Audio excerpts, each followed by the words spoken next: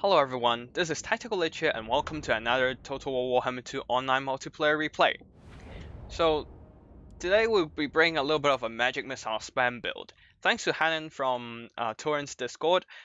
Basically I came up with this build. He gave me the idea of that you can bring a bright wizard with fireball and kindle flame and light wizard with Shim's burning gaze, and with a fireball casted, kindle flame will be propped, and as a result, everything in your enemy's army will get a 22% weakness to fire, allowing the Shim's Burning Gaze, which, as its name suggests, does fire damage. So that will be like two fire missiles that enjoys a bunch of fire weaknesses, especially against the Tomb King's leadership, who are often like weak to fire. So yeah, especially with Blasting Scroll and now with Marcus Wolfheart on the field, there'll be some ridiculous magic missile spam going in against the enemy. As for the rest of the build, we have a bunch of state troops, swordsmen, spearmen, crossbowmen at the back, halberdiers with spearmen as well, Sigmar Sons in the middle, and Hammer of Witches. Basically, that's the state troops army, and at the back we have Knights of the Blazing Sun, elite cavalry of the Empire doing fire damage really good against Tomb King's leadership, especially with their large charge bonus. As for the Tomb King's army, we have Cetra the Imperishable on his godly chariot, and leading the way with a bunch of skeleton chariot contingent, skeleton warriors in front, with some skeleton archers protected by skeleton spearmen, an Eyes of the Desert unit just stalking in plain sight, and a Capra Guard. Elite Tomb Gods dual wielding Kopash, anti-infantry frenzy. No, not frenzy, but definitely a strong damage dealer. Just really good against any Empire state troops. Can cut down state troops for days even. So yeah, that's it for the army builds. Let's get the battle started. Right at the beginning of battle, I'll do some fast forward as it's just Hammer of the Witches shooting into any Tomb King's unit he can get their hands on. My opponent is really wise here, just circling around, staying away from the firing range of Hammer of Witches, but now with the net going down, a little bit of slow motion should be done here, because now the Hammer of Witches are shooting down into Necropolis Knights, just taking away models with every shot, and Cetra is now vulnerable to the Bright Wizard and Light Wizard combo, but I totally forgot about one very important thing, which is social distancing. As you can see here, I was a bit lazy and just grouped them together in a control group, and that caused them to deploy and move really close against each other. Fireball is no problem from the Bright Wizard, but the problem is the Light Wizard. Now, standing right behind the Bright Wizard right here, trying to channel the magic to cast Shim's Burning Gaze. Let's see what happens here. An overcast Shim's Burning Gaze blasts right into the back of the Bright Wizard, doing massive damage, and Cetra is still untouched by that light. Embarrassing display, I know, but just remember 2 meter apart, 6 feet if you're in the US. So yeah, embarrassing display. And with that, Cetra just rushed through the state troops, going into the back lines, no problem at all. And now the Light Wizard is desperately pinning him down with a Net of Emmentalk. Blast going in, just taking away a chunk of his HP. Another Blast Grow, again, taking more damage. But yeah, he's still rather healthy. Marcus tried to shoot in with his Ember Bow, but I don't think that actually procced. And with Cetra in the back lines, skeleton chariots are pushing and buckling the swordsman front line. The Capra Guard collapsing in. Now, another Shim's Burning Gaze went in, and the Light Wizard being left in the skies for a little bit too long gets shot down by the stalking Eyes of the Desert here. So yeah, a little bit of a mess right now as the back lines of the Empire is ransacked. As you can see, Marcus still firing in, doing some key anti-large armor-piercing damage, and Knights of the Blazing Sun are trying to hold the front line as best as they can. Another overcast fireball comes in against Cetra, and oh my god, that damage, just blasting away a like 20% of his health there. Pretty brutal stuff. But things are not looking too good for the Empire, despite just beating down Cetra so hard. As most of the positions are overran. The Knights of the Blazing Sun are buckling. These Knights of the Blazing Sun desperately trying to catch up with Cetra, but he is too fast. He's a bit too fast. And now, Necropolis Knights, albeit really damaged, they're now coming in to try to dish out some damage. The front line is barely held back by some spearmen, the unbreakable Sigmar Sons, and halberdiers. And the sad news is the Hammer of Witches, while I was busy shooting down Cetra, got shot down instead by some skeleton archers, and now some halberdiers are going in trying to shut them down. Over here, some Shabti is summoned, going for the fleeing Empire infantry and trying to. And poor Marcus on foot, just getting dunked by these Necropolis Knights, now desperately fleeing away from the huge threat.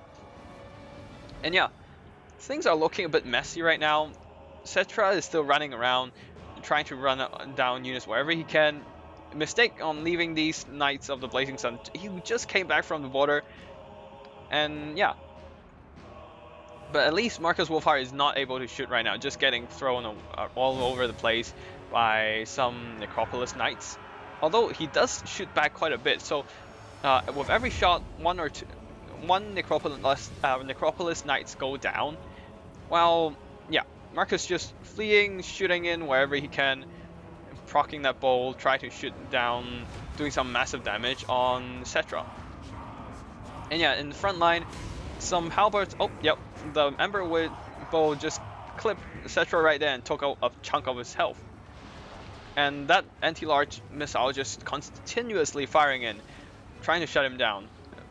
But yeah, Cetra is a little bit too slippery and just rolling through state troops. And over here, some halberdiers are already buckling under the hordes of skeletons right here. Even with 64 of them, slightly less than half health, they just can't handle the pressure. Only the Sigmar Sons are still holding the front line because they are unbreakable.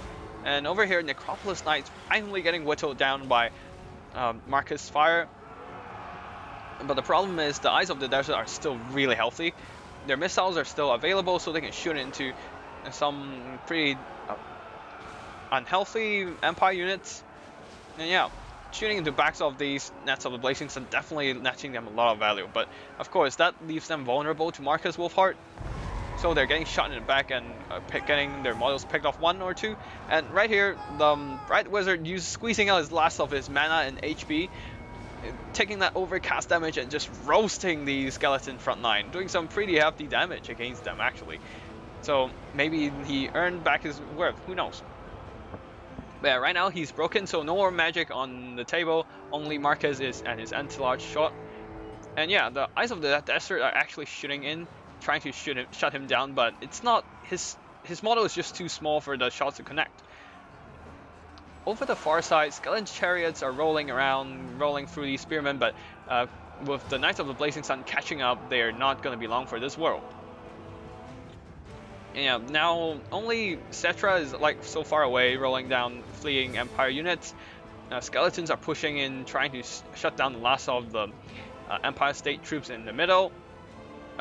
Some more state troops are just running around, trying to regroup and shut down some separate units wherever they can, especially with Eyes of the Desert being a large target with not especially good combat stats.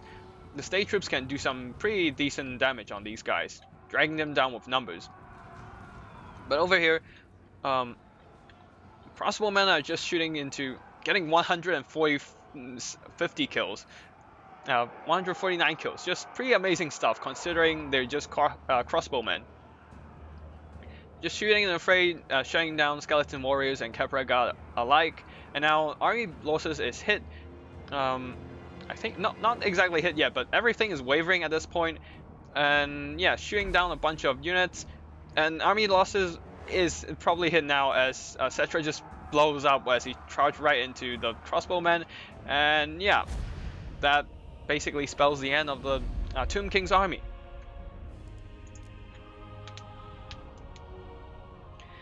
Now let's have a look at the post-battle screen. As you can see here, Marcus did most of the heavy lifting, getting 2k value out of shooting a lot of key targets: Necropolis Knights, Skeleton Chariots, Eyes of the Desert, and of course the most importantly, Cetra the Imperishable.